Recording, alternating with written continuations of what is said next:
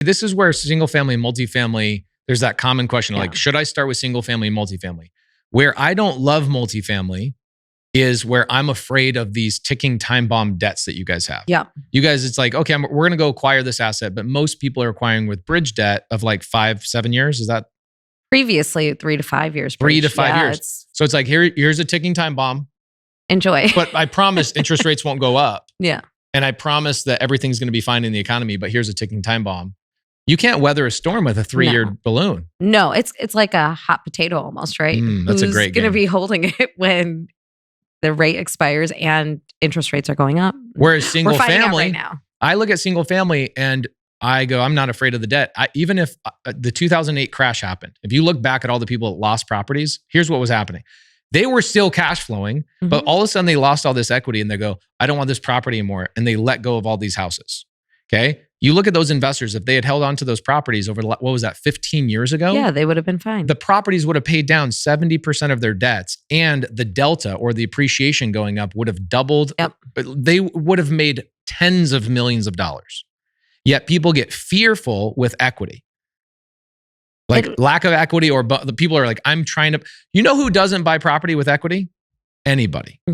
Look at anybody that buys a deal on the MLS. Any homeowner that buys a deal on the MLS, are they buying with equity? Or are they paying over retail value? If I'm a homeowner, I go to an agent and go, I want to buy a house for my family.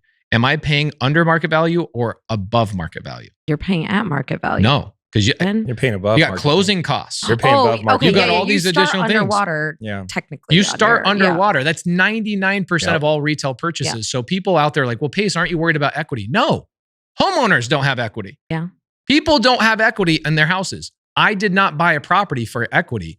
The tenants are there to give me equity as they pay down my debt. The problem with multifamily that I'm fearful of, and this is why I have become friends with you from your relationship and introducing us, I'm fearful of multifamily from that one side is like the quality of the debt is a ticking time bomb. But and there are debt products that do work in long-term horizons, but there's, it's a pick your poison situation. It's you're trading one concern for another in multifamily. But what multifamily does that single family doesn't is it gets you to scale fast.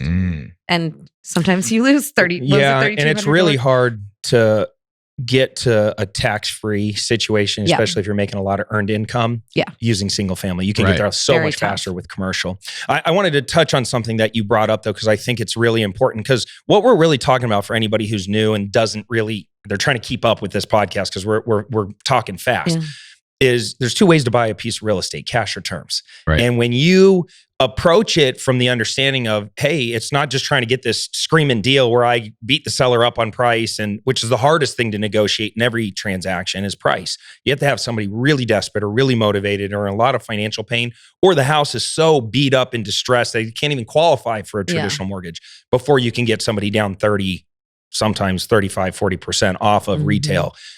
Whereas when you're coming in with cash or with terms, you're like, I'll overpay. You just said I paid more than what the property was worth. Smart. Everybody listening to this would go, well, why would you ever do that? Well, because the cash flow made sense. That if you just look at like, what are the levers I can pull in a transaction? And you said we did a 50-year mortgage. And that's what I wanted to zero in on.